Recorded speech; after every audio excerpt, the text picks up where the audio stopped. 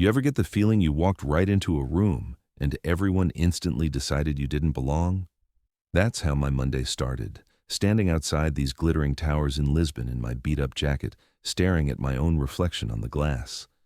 I was clutching a bag that had seen better days, knowing full well I looked nothing like the type this company worshipped.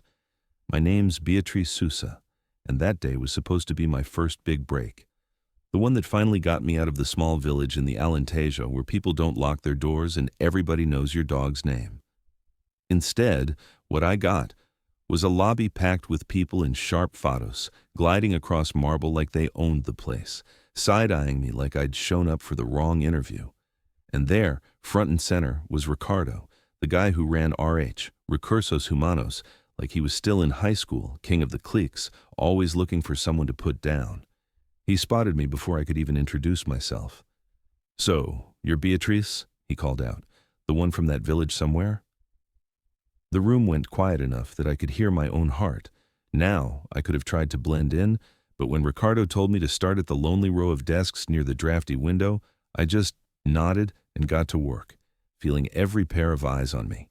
He had me copying files, running errands, anything to keep me invisible. But the funny thing about being ignored is it gives you time to listen. And I heard it all. Whispered bets about how long I'd last and a couple of snickers from the water cooler crowd. Let me back up a bit. Nobody knew that I didn't come unprepared. Sure, I grew up around cork trees and cornfields, but I'd spent every evening for months reading up on this company, learning the lingo, figuring out where I might actually fit in. I just wanted a fair shot. By lunch, I was ready to break down and call my best friend, Sarah. Then, as if she could read my mind, her text popped up. "Remember, B, you know more than you think. Don't let them scare you."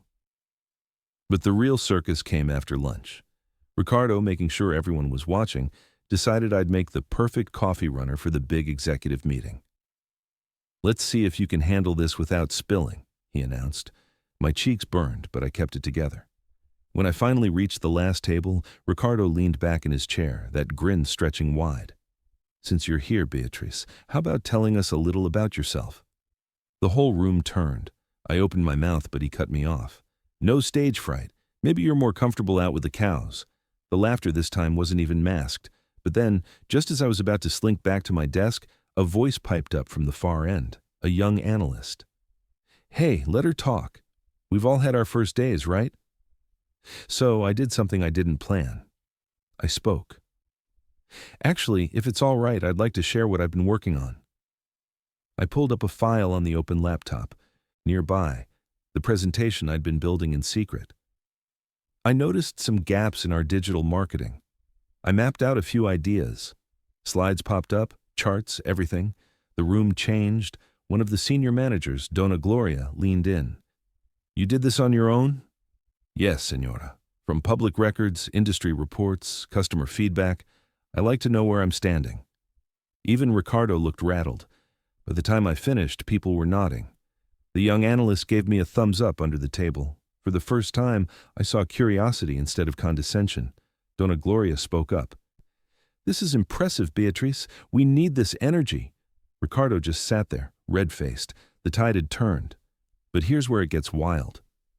"I owe everyone here the truth," I said. "I'm Beatrice Sousa, and as of this morning, I've been appointed as your new CEO." Silence.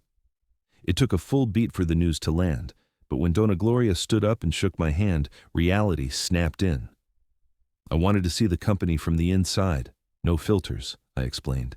"To understand who we are, you've got to see how people act when they think nobody's watching." I let that hang in the air, watching Ricardo squirm. Let's just say the rest of the week was interesting. The board called Ricardo in, and he got suspended for his old-school approach. The young analyst is now part of my strategy team. You'd think the moral is, don't judge a book by its cover, but it's more than that. It's about remembering that anyone, no matter how underestimated, might have exactly what your team needs. As for Ricardo, he showed up in my office, hat in hand. I told him, "Growth starts with owning your mistakes. We're building something better here. If you want in, it's time to go from words to actions." Maybe he'll get it, maybe not. Either way, I'm not here to look back.